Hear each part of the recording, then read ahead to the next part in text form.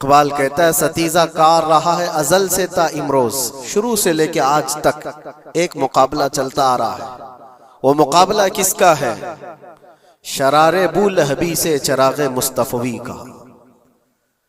مصطفیٰ کریم صلی اللہ علیہ وسلم کی چراغ کی روشنی کا مقابلہ ابو لہب کی شرارتوں کے ساتھ۔ تو ایک تو یہ کہ استعارہ ہے، اس سے پہلے بھی فرعون و موسیٰ کا، نمرود و ابراہیم کا علیہم السلام، یہ مقابلہ اس روئے ارضی پر چلتا رہا اور حق و باطل کے معرکے ہوتے رہے اور ہوتے بھی رہیں گے۔ فی زمانہ ہم جو حالات دیکھ رہے ہیں پوری دنیا میں آج، جنگوں کے حالات جو پیش کیے جا رہے ہیں، لوگ تو اب یہ خبریں ایسے سن رہے ہیں، کسی کے ہاں بم گرنے کی، میزائل گرنے کی، تو ایسا لگ رہا ہے جیسے بچے پٹاخے پھوڑ رہے ہیں۔ لوگ یہاں خبریں لے کر کے مزے لے لیتے ہیں، پھر فارورڈ کر دیتے ہیں۔ موت اتنی آسان ہو گئی ہے کہ اللہ کے نبی صلی اللہ علیہ وسلم نے 1400 سال پہلے یہ ارشاد فرمایا تھا کہ ایک زمانہ آئے گا کہ حرج بڑھ جائے گا۔ تو صحابہ نے پوچھا تھا یہ حرج کیا ہے؟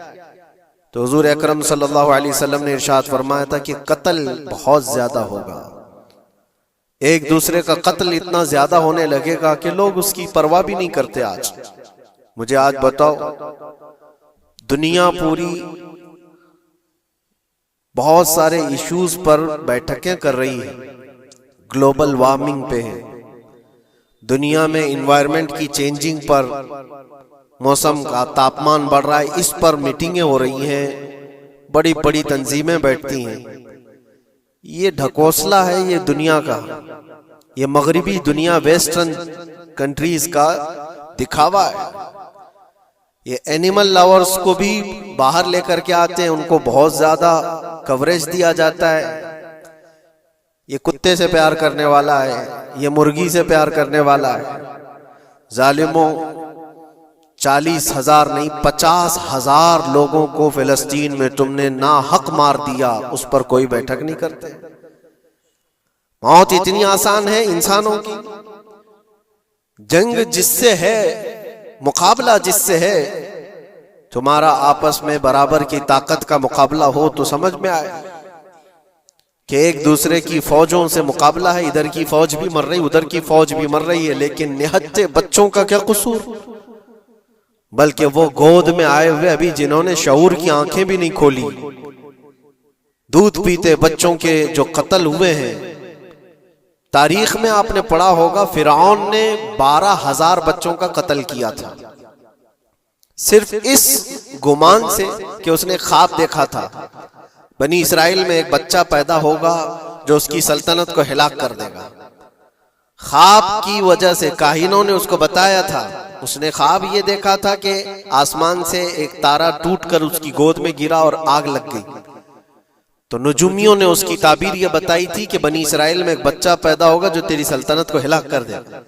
اس ڈر سے بنی اسرائیل میں جو بھی بچہ پیدا ہوتا اس کو قتل کرتا تھا۔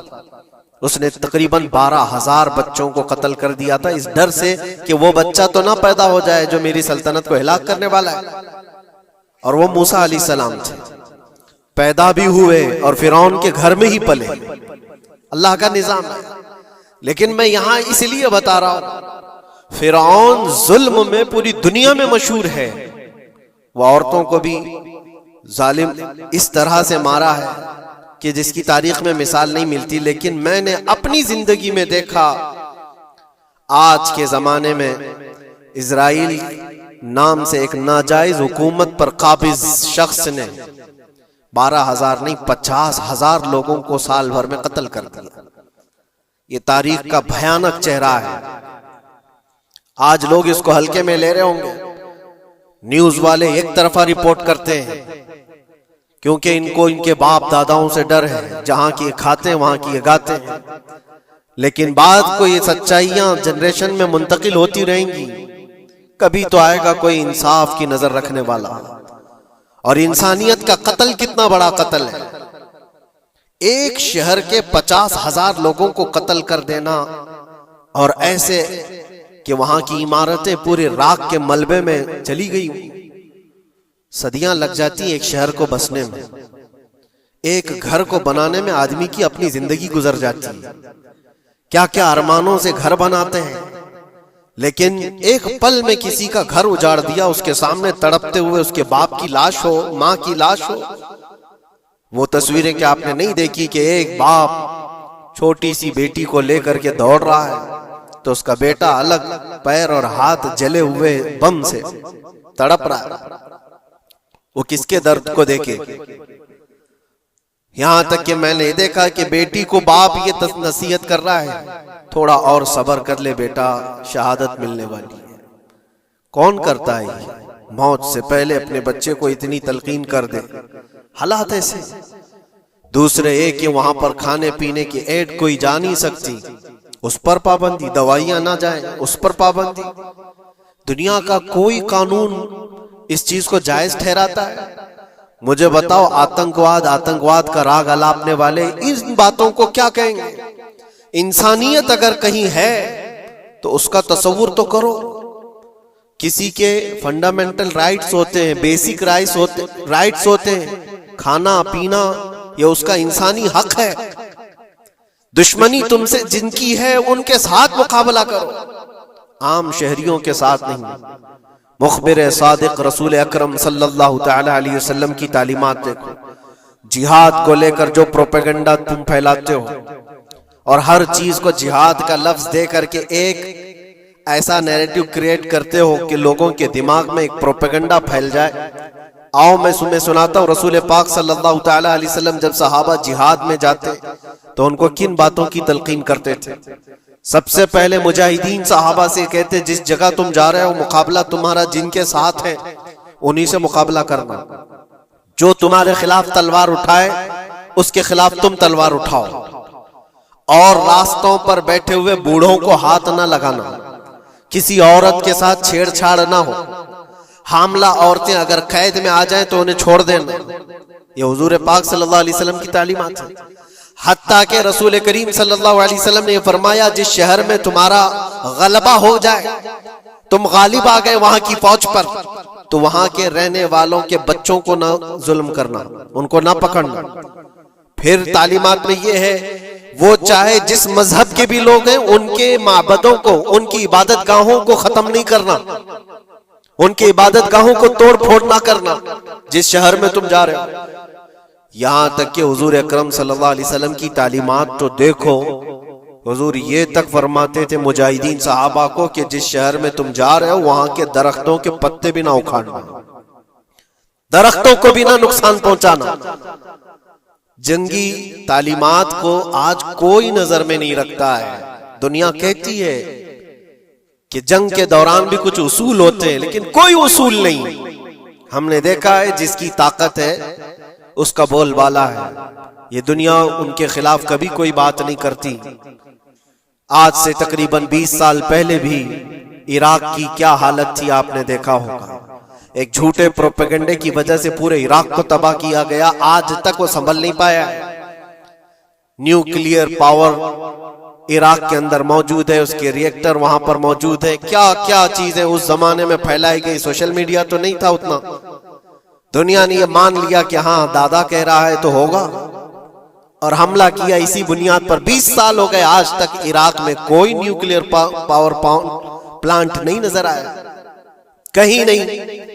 ایک جھوٹے پروپیگنڈے کی وجہ سے وہاں کے کتنے لاکھ لوگوں کو بے گھر ہونا پڑا ہے پتہ ہے۔ کچھ جگہ ایسی ہیں جہاں بم برسائے گئے، آج تک وہاں کوئی سبزہ نہیں اگتا، کوئی وہاں پر فصل نہیں ہوتی۔ میں نے خود اپنی آنکھوں سے دیکھا ایک نیا میدان جس پہ لوگ فٹ بال کھیلتے تھے، چند سالوں کے بعد دیکھو تو پورا میدان قبروں سے بھرا ہوا ہے، قبریں ہیں وہاں پر، پوری قبریں، لوگوں کو جنازہ اٹھانے کے لیے لوگ نہیں ملتے۔ موت اتنی عام کر دی گئی تھی، ان باتوں کو کوئی کہتا ہے؟ آپ نے سنا کبھی ابو غریب جیل کے متعلق؟ قیدیوں کے ساتھ جو وحشیانہ سلوک کیا ان گوروں نے، اللہ کی پناہ، بہت سخت قسم کے دنیا میں بدنام زمانہ جیل اس کو کہا جاتا ہے. ہر طرح کی وہاں پر قیدیوں کے ساتھ آزمائشیں ہوئی، ہر طرح کی. ان پر کتے چھوڑ دینا، ان کی شرمگاہیں کاٹنا، ان پر پیشاب کرنا، ہر چیز جو انسانیت سوز ہے، انسانیت کو جلا دینے والی، یہ ساری حرکتیں کی گئی. دنیا خاموش ہے اس سلسلے میں. کیوں؟ سپر پاور کے 1000 گنا بھی ہضم کر لیے جاتے ہیں. چھوٹا ملک یا غریب آدمی کوئی بات کرے تو سارے اس پر ٹوٹ پڑتے ہیں. آج میں ایک چیز آپ کو بتانا چاہ رہا ہوں کہ یہ کوئی نئی چیز نہیں ہے جو ہو رہی ہے آج دنیا میں. یہ پھیلنے والی ہے اور قیامت کے قریب ہم آ چکے ہیں.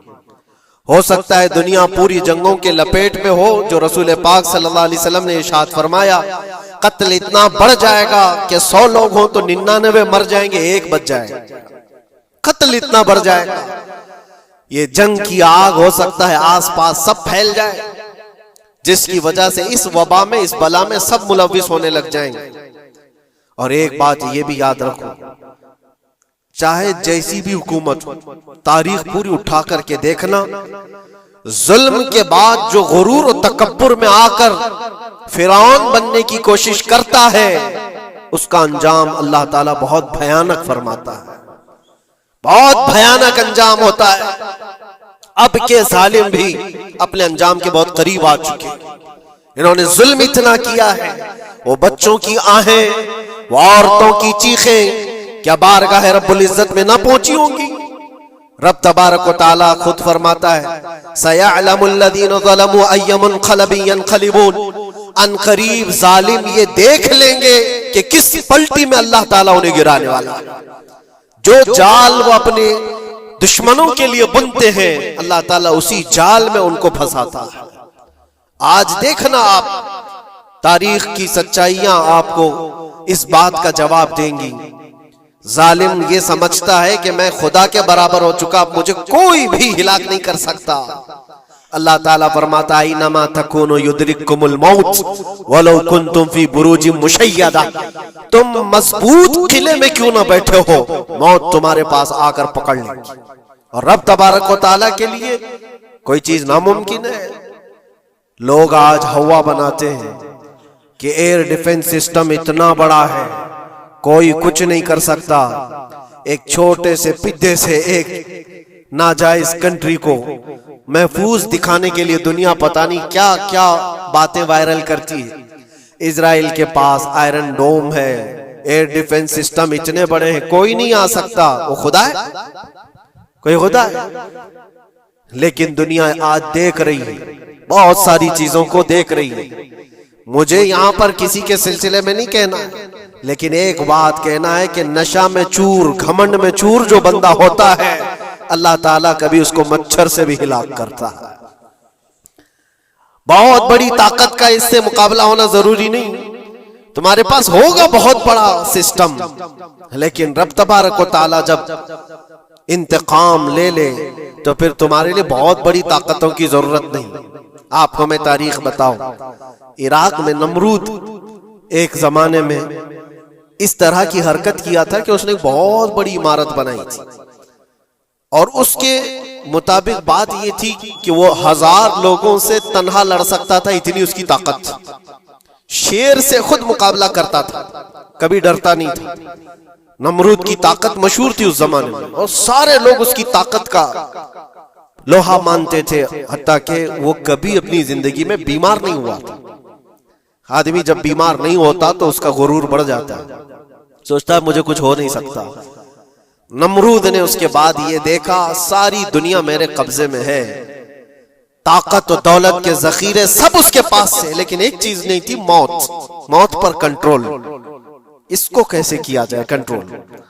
یعنی مرنے سے بچ تو نہیں پائے گا، یہ کنٹرولنگ پاور بھی ہمارے پاس ہونا چاہیے. اس نے ایک بہت بڑی عمارت بنائی، کہا کہ خدا آسمانوں میں ہوتا ہے، ہم اتنی بڑی عمارت بنائیں گے کہ ان عمارتوں پر چڑھ کر خدا کو للکاریں گے. آجا میں مقابلہ کرتا ہوں، اور مقابلہ کر کے میں خدا کو گرا دوں گا کسی بھی طرح سے. اگر مجھ سے نہ ہو سکے تو پوری فوج کو تیار کروں گا. خدا سے لڑائی لڑ کر کے ایک بار وہ موت اور حیات کا پاور اپنے ہاتھ میں لے لیں گے، پھر ہم کو جب تک چاہے جینا ہے. کہاں کی خام خیالی. لیکن اس نے بنایا, پوری دنیا بھر سے لوگوں کو جمع کیا, سب کی زبان ایک بنایا, سب کی کرنسی ایک بنایا, ساری اس پوری دنیا کے لوگ اس کی فوج میں. سب کو یہ باور کرانا شروع کیا کہ ہماری لڑائی ہے دنیا سے نہیں, ہماری لڑائی کریٹر سے, خالق سے. ہم اس سے پاور چھین لیں گے ایک بار, اور پھر اپنے ہاتھ میں موت و حیات کا کنٹرول رکھیں گے. جس کو جتنی لمبی عمر چاہیے میں دوں گا, جس کو جب تک جینا ہے میں دوں گا. ازل تک, ازل سے لے کر ابد تک یہ سارے خیالات اس کے تھے. اور اس نے جمع کیا, عمارت بھی بنایا, فوج بھی تیار کیا. کیا رب تبارک و تعالیٰ یہ نہیں دیکھ رہا تھا اس کی تیاری, اس کا جمع کرنا, اس کی عمارت بنانا؟ بہت دنوں تک یہ سب کام چلتا رہا. رب تبارک و تعالیٰ کسی سے غافل نہیں, دلوں میں گزرنے والے حالات سے بھی بے خبر نہیں. لیکن بندے کو رب تبارک و تعالیٰ ڈھیل دیتا ہے. قرآن میں رب تعالیٰ فرماتا ہے وَلَا يَحْسَبَنَّ الَّذِينَ كَفَرُوا أَنَّمَا نُمْلِي لَهُمْ خَيْرٌ لِأَنفُسِهِمْ إِنَّمَا نُمْلِي لَهُمْ لِيَزْدَادُوا إِثْمًا. کافر جو ان کو ڈھیل ملی ہے یہ نہ سمجھیں کہ ہم نے جو ان کو چھوڑ رکھا ہے ان کے لیے بہتر ہے, بلکہ اس لیے ہم چھوڑ رکھیں کہ وہ اور زیادہ کریں, اور زیادہ کریں. لِيَزْدَادُوا إِثْمًا وَلَهُمْ عَذَابٌ مُهِينٌ. پھر ہم ذلت والا عذاب انہیں دینے والے ہیں. یہ مت سمجھ لو کہ رب تبارک و تعالیٰ ان سب چیزوں سے بے خبر ہے. نمرود اتنا سب کرتا رہا, اللہ نے اس کو چھوڑ رکھا. بنا لے, لمبی عمارت بنا, فوج بھی بنا لی, ساری چیزیں بنا لیا. مقابلے کے لیے اس نے دن بھی طے کر لیا.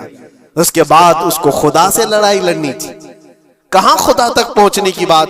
لیکن بندہ جب غرور و تکبر میں آتا ہے تو وہاں تک بھی سوچتا ہے.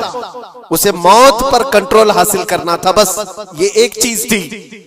پھر جب وہ دن آیا, کتابوں میں ملتا ہے اللہ تبارک و تعالیٰ نے فرشتے, اس کی جو تعداد ہے اس کا کسی کو علم نہیں. بارش کے جتنے قطرات گرتے ہیں نا, ایک ایک فرشتہ بوند لا کر رکھتا ہے. اب آپ اندازہ کر سکتے ہیں فرشتوں کی تعداد کتنی ہو سکتی. اس میں جو بڑے فرشتے ہیں وہ جبرائیل, میکائیل, اسرافیل اور اسرائیل علیہم السلام, جو سردار ملائکہ ہیں, فرشتے ہیں. ان کے اپنے اپنے کام ہیں, بہت پاورفل فرشتے ہیں. ان کی بات نہیں کر رہا. کسی ایک عام فرشتے کو رب تبارک و تعالیٰ نے بلایا اور فرمایا جاؤ زمین پر, ہمارے ایک بندے نے ہم سے لڑائی کا ارادہ کر لیا ہے. اس کی طاقت و قوت اور اس کی جمع شدہ ساری چیزوں کو دیکھ کر کے آؤ. وہ فرشتہ زمین پر آیا. جس جگہ پر اس نے یہ سب جمع کیا تھا, فرشتہ اتر کر صرف اپنے پیر ہلایا تھا, پوری عمارت بھسم ہو گئی. کچھ نہیں کیا تھا, اس کی بنائی ہوئی عمارت بھسم ہو گئی. جتنی فوج جمع کیا تھا سب کیڑے مکوڑوں کی طرح مر گئے, اور سب کی زبانیں مختلف ہو گئی, کوئی ایک دوسرے کو پہچان نہیں پا رہا. یہ منٹوں کی بھی بات نہیں تھی, سیکنڈوں کی بات تھی. فرشتہ واپس چلا گیا, نمرود کا زوال ہو گیا, ختم ہو گیا. یہ تاریخ کی ایک بات ہے, اور یہ روایت ہم اپنی کتابوں میں نہیں رکھتے. یہ روایت یہودیوں کی کتابوں سے ہی ہے. یہودی اس بات کو یقین کرتے ہیں, اور اسی وجہ سے اس بات پر وہ دوبارہ عمل کرنے کے لیے پھر کوشش میں ہے. نیو ورلڈ آرڈر جو کہا جاتا ہے, پوری دنیا کو اکٹھا کرنا, ایک کرنسی بنانا, ایک لینگویج پر لانا, اور سب کو ملا کر کے ایک طاقت حاصل کرنا, سپیس پر جانا, اور پھر وہی چیزیں دہرانی جا رہی ہے دنیا. وہی چیز ایک دوبارہ بار ٹرائی کرنا ہے, جس کے لیے آپ کو پتہ ہے یہ چھوٹی سی قوم پوری دنیا پر کنٹرول حاصل کرنے کے کیسے کیسے خواب دیکھتی. اگر آپ جائیں, اسلام دشمنی تو ان کی پرانی ہے, لیکن یہ جو 50,000 لوگوں کا قتل ہے, یہ صرف اور صرف ان کے اپنے ایک چھوٹے مقصد کے لیے. ہو سکتا ہے بہت ساری باتیں, غزہ پٹی ایک ہی علاقہ بچا ہوا ہے فلسطین کا, باقی سب تو یہ قبضہ کر چکے. 1947 کے بعد, 48 کے بعد چھوٹا سا حصہ جو باقی غزہ پٹی جس کی 20 لاکھ کی آبادی, اس علاقے پر اتنی زیادہ کیوں کرورتا ہے, کیوں باقی سب جگہ پر اور بھی دیگر جگہ پر، یروشلم میں، ویسٹ بینک میں، کئی جگہوں پر مسلمان آباد ہیں۔ یہ غزہ کے لیے کیوں اس قدر سختیاں ہیں؟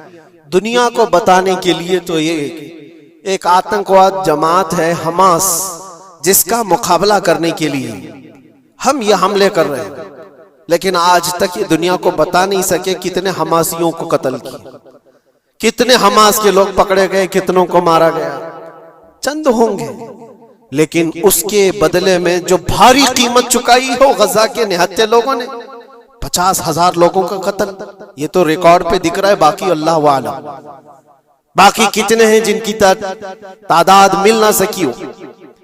بعض دانشوروں نے یہ بھی بتایا اس کو صرف اور صرف ایک کینل بنانا ہے جو دنیا کی ٹریڈنگ پر قبضہ حاصل کرنے کے لیے، جو سوئس کینال ہے ایجپٹ کا، جس سے میڈیٹرین سی سے لے کر کے گزرتے ہیں، 2 سمندروں کو جوڑنے کے لیے ایک کینل ہے مصر میں، ایجپٹ میں، جہاں سے ایجپٹ ہر گزرنے والے جہاز سے ٹیکس لیتا ہے، ہر گزرنے والے جہاز سے ایک بھاری قیمت لیتا ہے، جس سے ٹریڈنگ پر اثر بھی رہتا ہے، اور جب وہ چاہے بند کرے، 2 مرتبہ اس نے بند بھی کیا تھا تاریخ میں 1950 کے وقت، اور یہ خواب دیکھتا ہے اسرائیل کہ ہم اپنی ہی جگہ سے ایک کینل بنا لیں تقریباً 300 کلومیٹر، جس کے لیے اس کو غزہ حاصل کرنا بہت ضروری ہے۔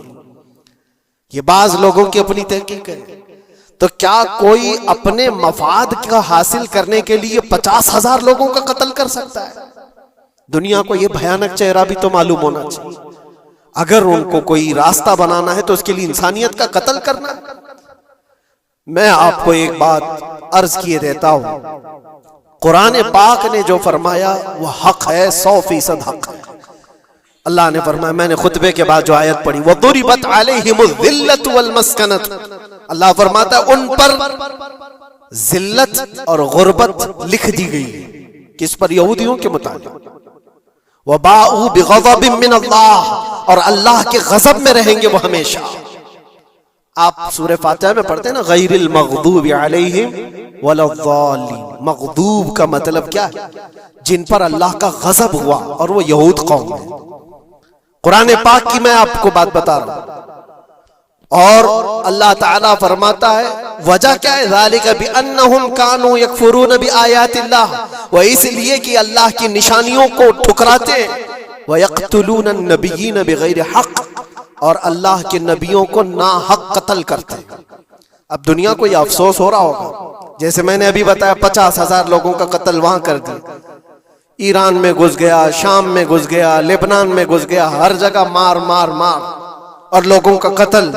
میرے عزیزو، یہ تو عام لوگوں کا قتل ہے، اور قرآن یہ کہتا ہے یہ وہ قوم ہے جو اللہ کے نبیوں کو قتل کرتی تھی، اور تاریخ میں ہے تقریباً 10,000 نبیوں کو انہوں نے قتل کیا ہے، 10,000 نبیوں کو انہوں نے قتل کیا ہے، صرف اپنی من مانی بات نہ پائے جانے کی وجہ سے۔ حضرت زکریا علیہ السلام کی بات معلوم ہے، یہ تو بیت المقدس کے متولی تھے، زکریا علیہ السلام بیت المقدس کے امام تھے، جن کا ذکر ہے قرآن پاک میں۔ حضرت زکریا علیہ السلام کے پیچھے یہی قوم جو ان کی امت میں تھی، یہودیوں کے لیے بھی وہ مقدس نبی تھے، لیکن ان ظالموں نے حضرت زکریا علیہ السلام کو دشمنی میں رکھ کر کے ایسا قتل کیا تھا، اللہ اکبر۔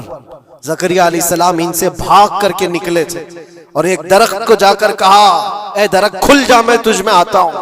درخت کھل گیا، حضرت زکریا علیہ السلام اس میں اندر چلے گئے، درخت پھر بند ہوا، تاریخ میں موجود ہے۔ ابلیس لعین نے، شیطان مردود نے یہودیوں کو راستہ بھی بتایا اور درخت بھی بتایا کہ اس کے اندر زکریا چھپے ہوئے، اس کے اندر زکریا ہے۔ یہودیوں نے تیز آری لے کر کے درخت کو اوپر سے کاٹنا شروع کیا کہ درخت کے 2 ٹکڑے ہوں گے تو زکریا علیہ السلام تک بھی پہنچ جائیں گے۔ انہوں نے آری سے کاٹتے کاٹتے کاٹتے ان کے سر تک پہنچا دیا، اور جب حضرت زکریا علیہ السلام کو اپنے سر کے اوپر سے کٹنے کی آواز آنے لگی تو اب سوچا کہ اب یہ آری سے پورا کٹ جائے گا۔ اللہ تعالیٰ کی طرف سے ندا آئی، اے زکریا صبر کر لو، اگر تم اس پر آواز نکالو گے تو صبر والوں میں سے تمہارا نام نکل جائے گا۔ یہاں تک کہ تاریخ میں ہے وہ یہودیوں نے آری سے کاٹتے کاٹتے حضرت زکریا علیہ السلام کے سر کو چیر دیا اور جسم کے 2 ٹکڑے ہو گئے۔ اللہ کے نبی خاموش رہے، صبر کر کے رہ گئے۔ ان کے بیٹے یحییٰ علیہ السلام نے یہودیوں کے ایک گورنر یا بادشاہ کو یہ کہا تھا کہ ایک نکاح میں 2 بہنوں کو رکھنا جائز نہیں۔ اس نے 2 بہنیں ایک ساتھ اپنی زوجیت میں رکھا تھا۔ صرف اتنی بات پر حضرت یحییٰ علیہ السلام صرف 33 سال کے جوان تھے۔ اس یہودی ظالم نے یحییٰ علیہ السلام کے سر کو کاٹ کر کے برتن میں لا کر ناشتے میں رکھا تھا۔ اللہ کے نبی کی بات کر رہا ہوں، اللہ کے نبی کے سر کو کاٹ کر تشت پہ رکھا تھا۔ لیکن تاریخ کی سچائیاں بتاتی ہیں کہ وہ کٹے ہوئے سر سے یحییٰ علیہ السلام بولتے تھے، اے ظالم اب بھی میں کہتا ہوں ایک نکاح میں 2 بہنوں کو رکھنا حرام ہے، حرام ہے۔ یہ اللہ کے نبیوں کی زندگی میں بتا رہا ہوں جن کے ساتھ انہوں نے کی۔ عیسیٰ علیہ السلام، یہ پاگل عیسائی جو آج ان کی کپڑوں میں جا کر بیٹھے ہوئے ہوتے ہیں جبکہ زندگی بھر یہ لڑتے رہے ہیں۔ قرآن بھی کہتا ہے وقالت اليہود لیست النصارى علی شیء وقالت النصارى لیست اليہود علی شیء۔ دونوں لڑتے تھے۔ یہودی کہتے عیسائی کوئی چیز ہی نہیں، عیسائی کہتے تھے یہودی کوئی چیز ہی نہیں۔ ان کی جنگیں اتنی خطرناک ہوئی، یہ سب لپا پوتی کر کے آج دکھاتے ہیں کہ ہم سب ایک ہیں۔ بہت گہری دشمنیاں ان کے درمیان تھی۔ عیسائیت، حضرت عیسیٰ علیہ السلام کو کیا کیا گیا؟ جب انہوں نے اپنے پیغامات پھیلائے تو عیسیٰ علیہ السلام کو بھی قتل کرنے کا منصوبہ یہودیوں نے بنایا تھا، اور پورے لوگ آ کر حضرت عیسیٰ علیہ السلام کے گھر کو گھیراؤ کر لی۔ عیسیٰ علیہ السلام کو اس رات اللہ تعالیٰ نے آسمانوں پر اٹھا لیا اور ایک یہودی کو اندر دیکھنے کے لیے بھیجا تھا یہودیوں نے کہ جا کے دیکھو عیسیٰ ہے کہ نہیں۔ تو اللہ تعالیٰ نے وہ آئے ہوئے یہودی کو عیسیٰ علیہ السلام کی شکل دے دی، عیسیٰ علیہ السلام کو اٹھا لیا۔ یہودی جو باہر کھڑے منتظر تھے، ہمارا آدمی اندر گیا ہے دیکھنے کے لیے، مارنے کے لیے، قتل کرنے کے لیے، ابھی تک آیا نہیں، تو سب کے سب اندر گھس گئے۔ دیکھا وہ آدمی بیٹھا ہوا ہے، اسی کو پکڑ کر لا کر سولی پر چڑھا دیا عیسیٰ سمجھ کر کے۔ لیکن اتفاق یہ ہے کہ اس کو پوری شکل نہیں دی گئی تھی، آدھی شکل عیسیٰ علیہ السلام کی تھی اور آدھی اس کی خود کی تھی۔ بعد میں یہودیوں میں خود اختلاف ہو گیا، ہمارا بندہ کہاں گیا جو ڈھونڈنے کے لیے گیا تھا، وہ غائب کہاں ہے؟ اور اگر یہ ہمارا بندہ ہے جو ڈھونڈنے کے لیے گیا تھا تو پھر عیسیٰ کہاں ہے؟ یہ اختلاف میں، یہ شک میں 550 سال گزر گئے۔ پھر میرے مصطفیٰ صلی اللہ علیہ وسلم تشریف لائے اور قرآن نے اس بات کو واضح کیا، نہ تم نے عیسیٰ کا قتل کیا نہ سولی چڑھائی ہے، عیسیٰ علیہ السلام زندہ ہیں، اللہ نے آسمانوں پر انہیں اٹھایا۔ یہ تو عیسائیوں پر احسان ہے قرآن کا جو سچائیاں 550 سال پہلے کی بتایا۔ میرے عزیزوں، یہ تاریخ میں آپ کو بتا رہا ہوں، نبیوں کا قتل کرنے والی قوم، ان کے سامنے عام انسان کیا مانے رکھتے ہیں؟ یہ دنیا کی ساری قوموں کو حقیر سمجھنے والی قوم، دنیا کے پورے ذخیروں کو اپنی ملکیت سمجھنے والی قوم، ان کا عقیدہ ہے یہ دنیا کا جتنا گولڈ ہے، جتنا سونا ہے، اس پر صرف اور صرف ان کی قوم کا قبضہ ہونا چاہیے، پوری دنیا کو۔ آپ کو پتا ہے مدینہ طیبہ میں حضور پاک صلی اللہ علیہ وسلم کی آمد سے پہلے یہ سب کے سب مدینے میں بسے ہوئے تھے، 550 سال سے انتظار کر رہے تھے حضور کے آنے کا، دوسری قوموں کو ڈراتے تھے۔ کیوں؟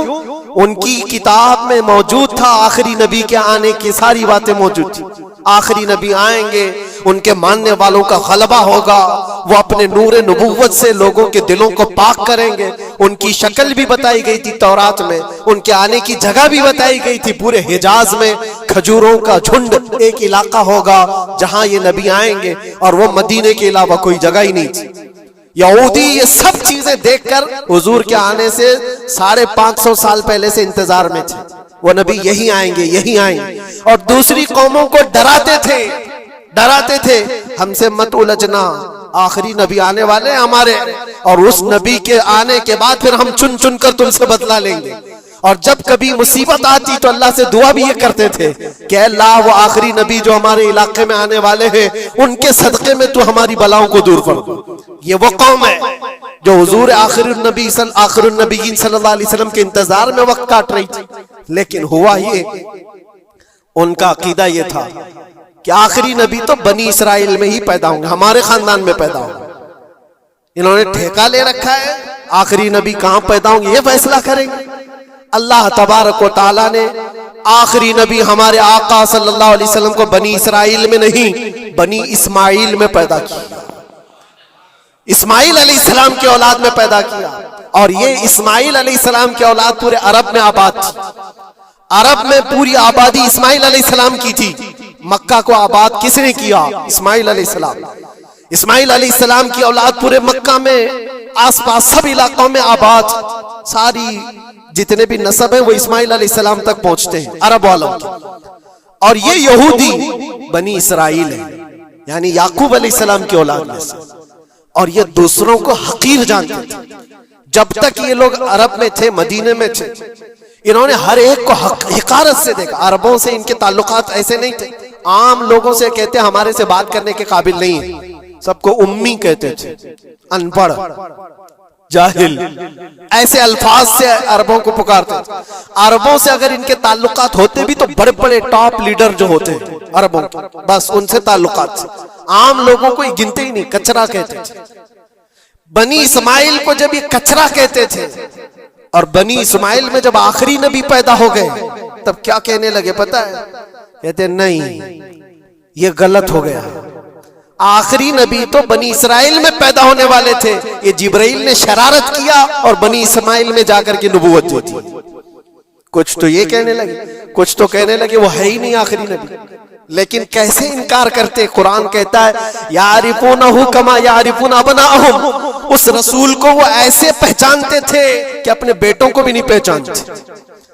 ان کے بیٹوں کے صحیح ہونے پر بھی ان کو اتنا یقین نہیں تھا کہ ہمارا ہی بیٹا ہے یا نہیں، لیکن حضور کو دیکھ کر کے یہ یقین تھا کہ آخری رسول ہی، آخری رسول ہونے کی ساری نشانیاں انہوں نے جو پڑھی تھی وہ سب حضور کے پاس موجود تھی۔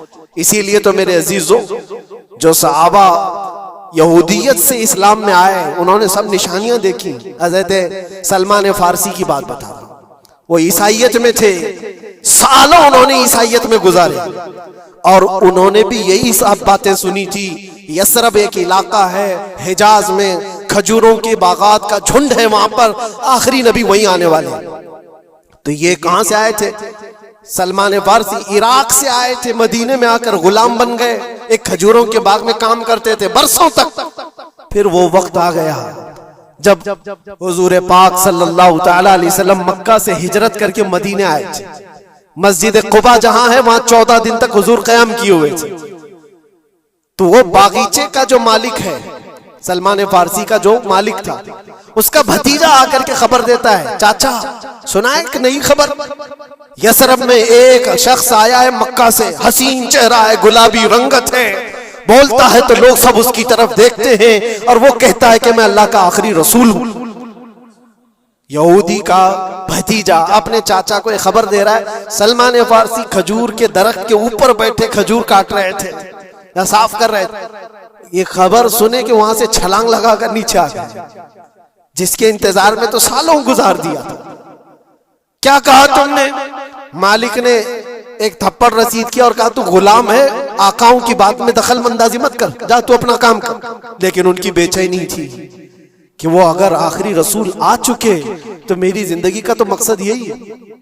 پھر انہوں نے وقت نکالا دن کا اور حضور پاک صلی اللہ علیہ وسلم کے پاس پہنچ گئے۔